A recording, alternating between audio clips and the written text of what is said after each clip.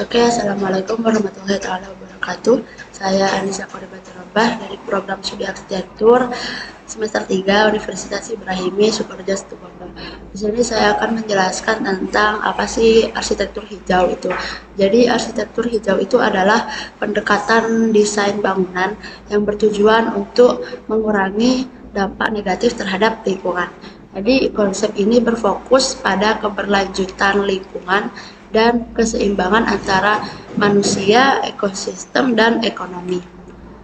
Selanjutnya komponen-komponen utama yang digunakan yang harus ada dalam konsep arsitektur hijau ini, yang pertama adalah penggunaan efisiensi energi seperti penggunaan energi-energi terbarukan seperti tenaga matahari, tenaga angin, tenaga air.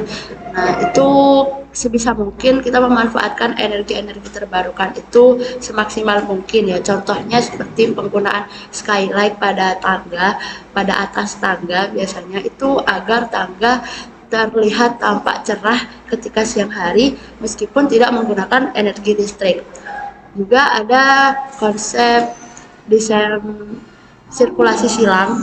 Sirkulasi silang itu digunakan agar memudahkan sirkulasi udara yang masuk ke dalam ruangan.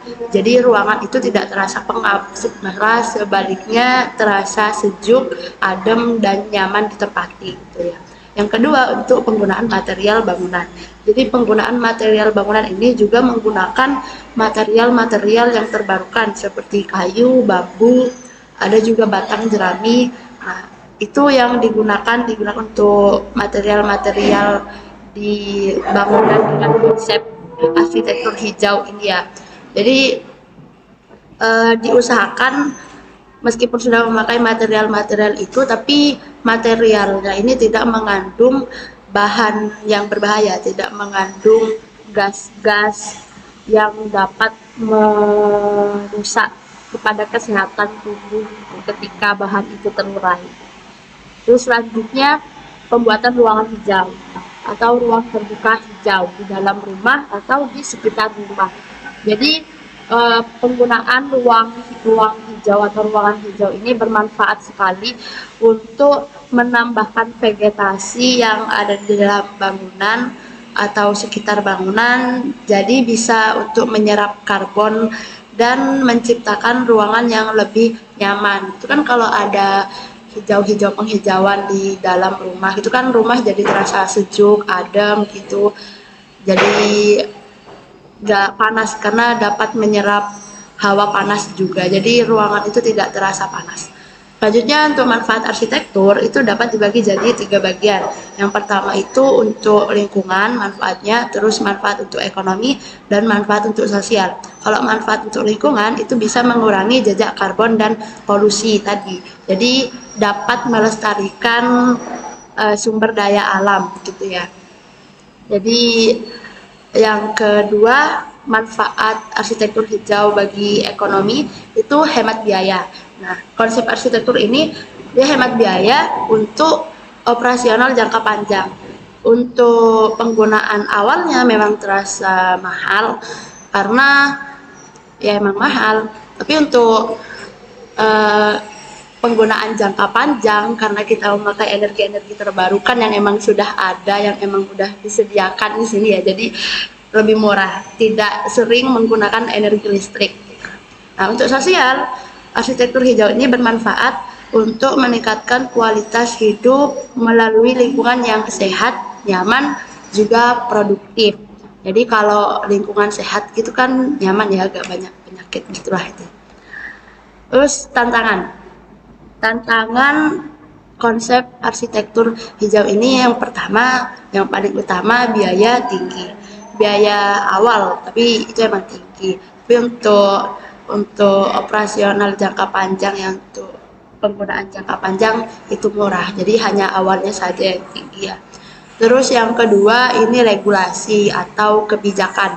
Jadi kurangnya pemahaman yang merata secara luas gitu tentang pentingnya arsitektur hijau ini, jadinya banyak yang belum paham gitu. Jadi tidak tidak ada wadah yang mewadahi untuk menyadarkan masyarakat gitu ya akan pentingnya arsitektur hijau ini. Jadinya makanya itu tantangannya di sana karena tidak ada wadah-wadah tempat untuk memberi penjelasan ini ya, kekurangan kesadarannya masyarakat.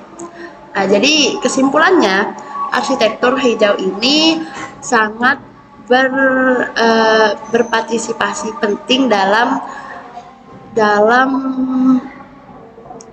bagian dari solusi global, dalam penggunaan solusi global. Jadi kan dapat mengurangi hawa-hawa panas dari pemanasan global gitu ya. Jadi bisa mengatasi perubahan iklim, bisa mengatasi urbanisasi, bisa mengatasi kebutuhan energi.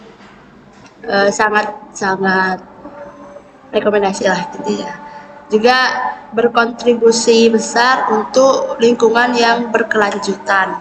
Jadi arsitektur hijau ini sangat berkontribusi besar untuk lingkungan yang berkelanjutan. Jadi intinya ya seperti itu, kita sebenarnya jagalah ya lingkungan ini, gimana belajar gimana caranya menggunakan energi-energi yang sudah ada di sini, yang terbarukan, yang tidak ada batasannya ini untuk diterapkan ke pembangunan selanjutnya untuk menciptakan lingkungan yang berkelanjutan.